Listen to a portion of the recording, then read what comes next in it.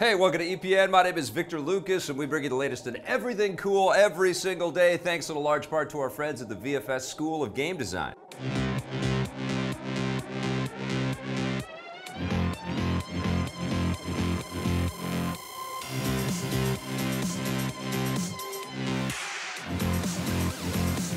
Thank you so much, Vancouver Film School. Now, this rundown is dedicated to Rolando Estrellado, and we brought him all kinds of joy, apparently, when he used to watch us on G4 TV back in the day. Hopefully, you're still filled with joy when you watch EPN. This rundown is all yours. It's getting harder and harder for big movies to make their money back in theaters. The summer 2017 movie season will officially come to an end this weekend, and thanks to flops like The Mummy, Pirates of the Caribbean 5, and Transformers 5, the domestic box office saw a historic decline of 16% over last year. All told, theaters will have pulled in around $3.78 billion this summer, which makes it the first summer since 2006 not to clear $4 billion domestically. You've ruined it. You've ruined it. So why are movies making less money these days? Film attendance in North America has been dropping steadily as audiences gravitate towards new kinds of entertainment like online streaming and video games. The fact that many big tentpoles this year were critically panned and frankly not worth seeing didn't help the numbers either. So Hollywood could help save itself by making better films. More studios might also want to think about releasing their big movies during other times of the year, because the biggest film of 2017 so far isn't a summer movie at all. It's Disney's Beauty and the Beast, which came out in March, and it will likely be dethroned by another non-summer title, Disney's The Last Jedi, which comes out this December. Despite the drop in revenue here in North America, the good news is that international box office revenue is actually going up and is about 3% higher than last summer. Several big movies that failed domestically were saved by stronger numbers overseas, most notably The Mummy, which earned a pitiful $80 million domestically, but a shocking $327 million internationally, accounting for 80% of its total gross. Transformers 5 had similar numbers, $130 million at home, but $473 million abroad, accounting for 78% of its gross. If big movies are earning as much as 80% of their revenue overseas, you can expect to see Hollywood make more movies that have a more worldly flavor and cater to an international audience. It's the end of an era for Nintendo fans. Nintendo has announced that they're shutting down their Miiverse social network on November 8th. The service first launched in 2012 on the 3DS and Wii U and gives Nintendo fans the ability to interact with each other using their custom Mii avatars and custom-drawn posts. The service is also integrated with several Nintendo games like New Super Mario Bros. U, allowing users to share and brag about their in-game accomplishments. Once it's shut down, you'll no longer see custom Miiverse posts within games, which might make them feel a little empty. Nintendo hasn't said exactly why they're killing Miiverse, although it's not totally unexpected. The service was never made available on the Switch, which meant its days were numbered, and the decision to take it offline comes as Nintendo is in the process of reshuffling their entire online space.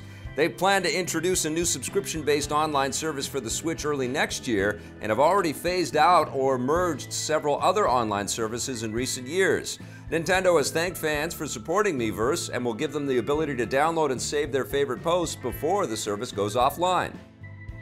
Western gamers won't have to wait very long for the Fire Emblem and Dynasty Warriors franchises to collide. With the new crossover game, Fire Emblem Warriors, hitting the Nintendo Switch in Japan next month, Nintendo has revealed that a worldwide launch will follow on October 20th. Time to play! Similar to 2014's Hyrule Warriors, which saw the Zelda franchise collide with Dynasty Warriors, Fire Emblem Warriors will do the same thing with the Fire Emblem series. Players will get the characters, weapons, and locations from Fire Emblem and the fast-paced action and endless waves of enemies found in the Dynasty Warriors games. The developers are also introducing a few gameplay features from the Fire Emblem series, most notably the ability for players to form unique bonds with side characters through support conversations. Fire Emblem Warriors is just one of several big exclusives coming to the Switch in time for the busy holiday shopping season, with Nintendo also set to release Pokken Tournament DX and Super Mario Odyssey around the same time. They're also working on a 3DS version of Fire Emblem Warriors, although the release window for that has yet to be announced. Game maker Harmonix has a cool new crossover project of their own coming to the Switch. Harmonix has announced an all-new Switch-exclusive game called Super Beat Sports, which combines the sports and musical rhythm genres in a cool new way. Players will get 5 different sports like volleyball and tennis, and the idea is that when you hit the ball, the closer you match your hits with the rhythm of the music, the more points you'll get. This means the game will incorporate the musical timing that Harmonix is known for, while at the same time being a bit of a departure from their previous games like Rock Band and Guitar Hero. There will also be multiplayer and local co-op support for up to 4 players, with different control schemes available depending on how you want to hold the Joy-Con controllers. Super Beat Sports doesn't have a precise release date yet, but will land on the Switch sometime this fall. No need to have ants in your pants about getting a look at one of Marvel's latest movies. Marvel and their parent company Disney have released the first official photo of Evangeline Lilly in costume as the new version of the Wasp from the set of next year's sequel, AntMan and the Wasp. There it is. Her costume looks pretty sleek and modern and not as campy as it does in some of the comics, and it's also a little different than it was in a teaser scene at the end of the last film. The set photo was released yesterday to honor what would have been the 100th birthday of late Marvel Comics artist Jack Kirby, who created the original version of the Wasp with Stan Lee back in 1963. Evangeline Lilly won't be the only version of the Wasp in the new film. Her predecessor and mother will be played by none other than Michelle Pfeiffer. A masked version of Pfeiffer's character appeared briefly in a flashback sequence in the last film, and we can't wait to see her in the role. Amazon wants to haunt your streaming devices with something spooky this Halloween.